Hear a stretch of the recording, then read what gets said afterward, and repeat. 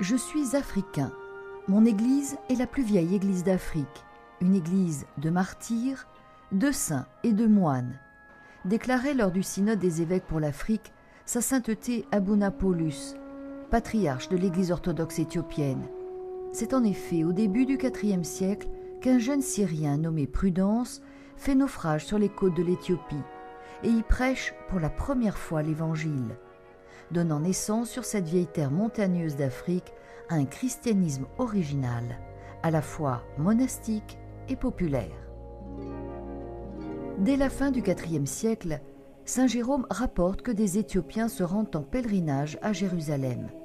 En 636, le calife Omar, qui avait conquis Jérusalem, émet un édit qui fixe les droits des chrétiens de la ville sainte, notamment ceux des fidèles de l'église éthiopienne. Au VIe siècle, l'église d'Éthiopie accueille 9 moines syriens qui lui transmettent la christologie monophysite, c'est-à-dire une seule nature humaine et divine dans le Christ, condamnée par le concile de Chalcédoine en 451.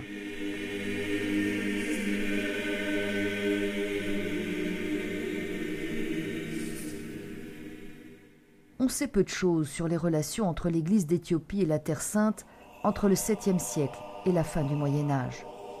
À partir du 8e siècle, l'Éthiopie doit faire face aux poussées de l'islam. Coupée du reste de la chrétienté, l'Église éthiopienne n'en conserve pas moins son identité et sa foi. L'Éthiopie est le seul pays chrétien qui ne s'est jamais islamisé.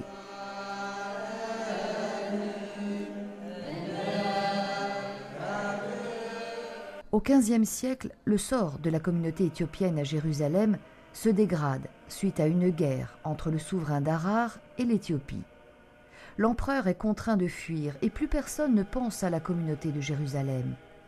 Son dénuement lui fait perdre sa concession dans le bâtiment principal du Saint-Sépulcre et elle doit se contenter du toit du monastère de Der es-Sultan.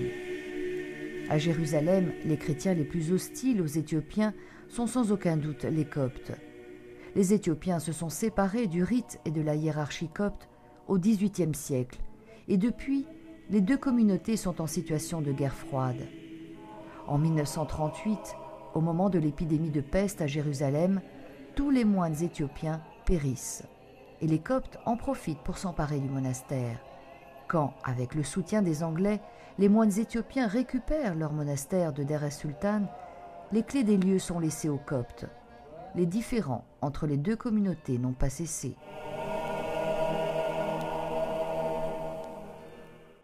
En 1888, la communauté éthiopienne achète un terrain hors les murs. Elle y construit un monastère et une nouvelle église.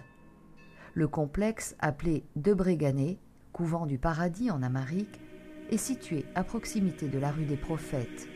À partir de la fin du XIXe siècle, la situation des Éthiopiens s'améliore. La communauté se développe et elle compte aujourd'hui une 50aine de moines et quelques religieuses.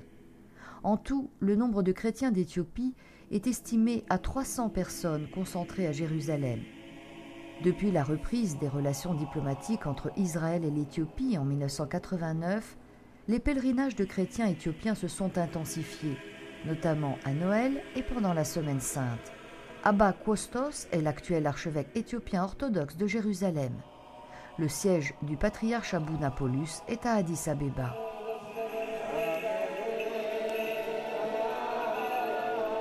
L'Église orthodoxe éthiopienne a en commun avec les autres églises orthodoxes orientales l'administration des 7 sacrements, le baptême, la confirmation, la communion, la pénitence, l'onction des malades, l'ordre et le mariage, ainsi que le symbole de Nicée-Constantinople, canon de la foi orthodoxe.